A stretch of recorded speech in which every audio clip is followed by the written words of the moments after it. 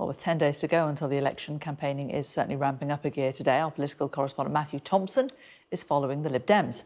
What they want to talk about is the NHS and health and social care. They've made that the key plank, really, of their campaign with a £9 billion pledge to fix many of the problems that we're seeing. We're here in southwest London, where Ed Davey is now gone, but has been visiting an ambulance station to highlight some new research that Liberal Democrats have done around A&E waiting times. They say the numbers of people waiting 12 hours or more for admission to A&E has gone up. And I had to check the maths on this myself, but over 13,000% in the last 5 years, from just over 3,000 people in 2018-19 to, well, over 400,000 people in the last year, 2023-24. But in relation to the IFS things, most of the focus of Paul Johnson today has been on the two main parties who are obviously more likely to form the next government.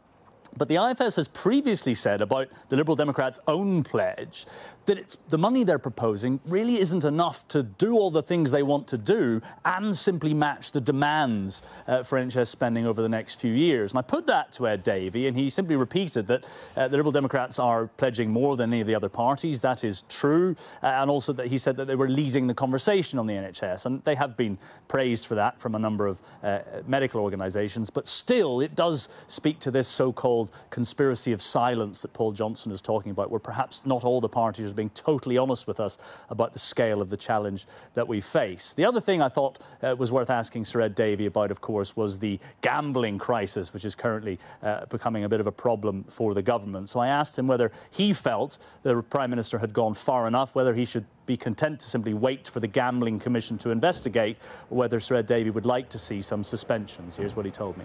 The idea that you know the outcome of something and you bet on it, knowing you're going to win, I think that's immoral. And I can't see why these people didn't realise that. So I welcome the investigation by the Gambling Commission and the police.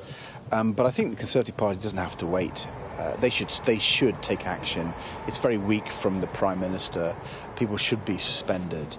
And I think their failure to act is A, making people more angry, and B, it's sort of symptomatic of the chaos and almost corruption amongst the Conservatives. They seem to be in it for themselves, not in it for public service. There seems to be one rule for the Conservatives. We saw that under Boris Johnson during COVID, and another rule for the rest of us, and that is not right. And I think that's why lots of lifelong Conservatives are switching away from them, in many cases to the Liberal Democrats.